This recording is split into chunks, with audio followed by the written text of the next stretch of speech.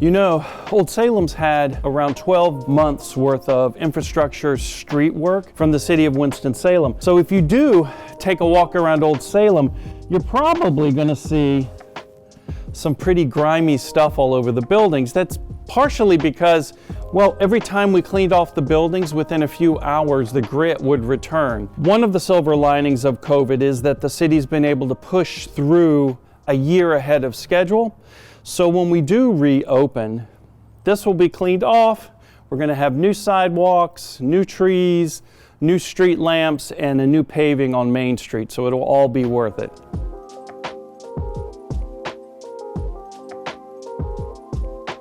Winkler Bakery on Main Street has been closed for around 12 months. But even though Winkler here has been closed, our other bakery has been more than open.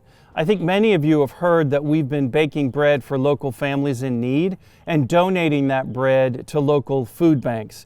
In the last 12 months, I think that we've baked over 6,000 loaves of bread and around 1,000 bags of cookies. It's something that our leadership team has chosen to continue for this year. So even though it may look like nothing's happening in here, there's a lot happening.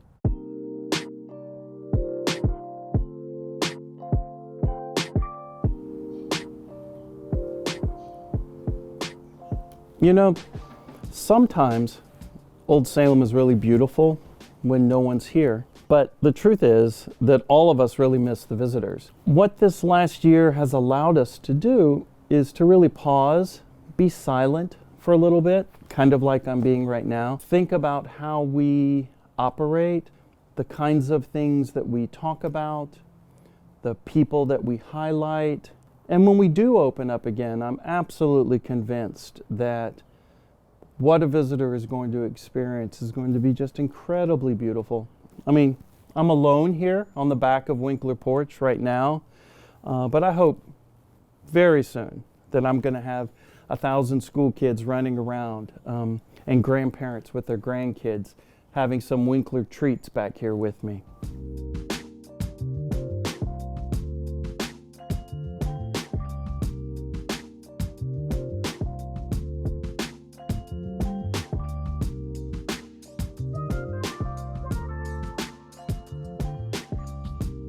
This is the Mitch House, which is normally full of people. Of course, it's closed. It's been closed for the last 12 months, except that our education team has been busier than ever. We're doing really thought-provoking learning in place videos, which are dovetailing exactly with North Carolina curriculum, and we're really tying ourselves and our narratives to what's happening socially, not only nationally, but internationally. So our little old Mitch House here on Main Street, even though it looks closed, again, we couldn't be busier. You know, it's kind of funny. Here in front of the Mitch House, we've got this modern construction equipment.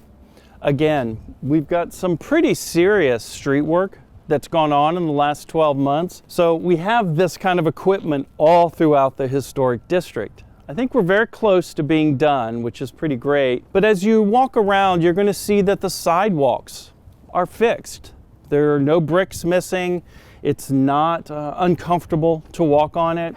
They've reworked all of the stormwater drainage and put in new infrastructure work.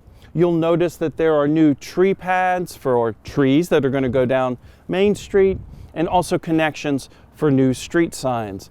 When all of this is said and done, it will really be a beautiful spot for Winston-Salem and for North Carolina once again.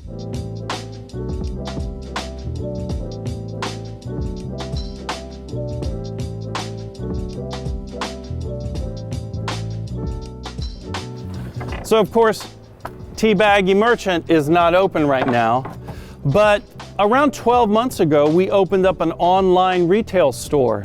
So almost everything that you can buy in these stores that's in pretty much high demand, you can go online on our website and purchase it.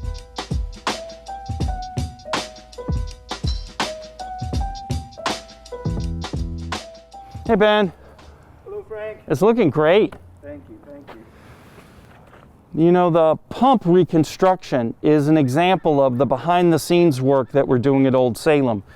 So even though during COVID in the last 12 months we've been closed to visitors and interpretation, Ben, who's one of our education coordinators, has been working on learning in place videos, but Ben is also a master joiner. This is an example of his work, and one of the reasons we've been able to do this is because he's been able to have the time to dedicate to restoration work.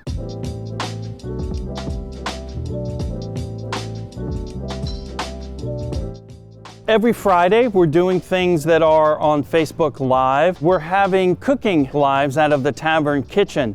Please come and join us, ask questions. It's a great way to keep up with our interpretive narratives while you get to sit in your home with your computer and figure out how to cook some special dishes.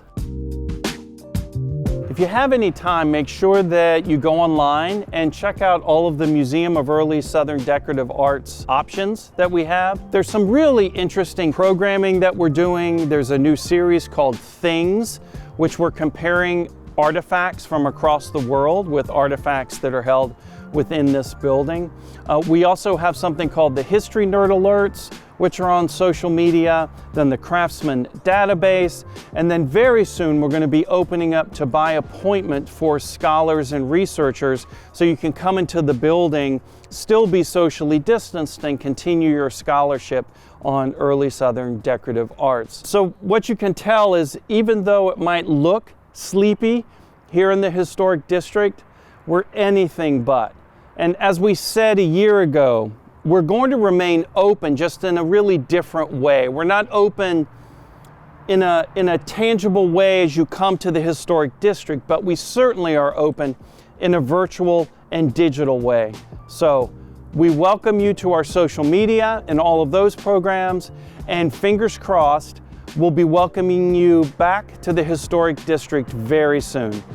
So this is Frank Vagnone, President and CEO of Old Salem. Have a great week. Bye-bye.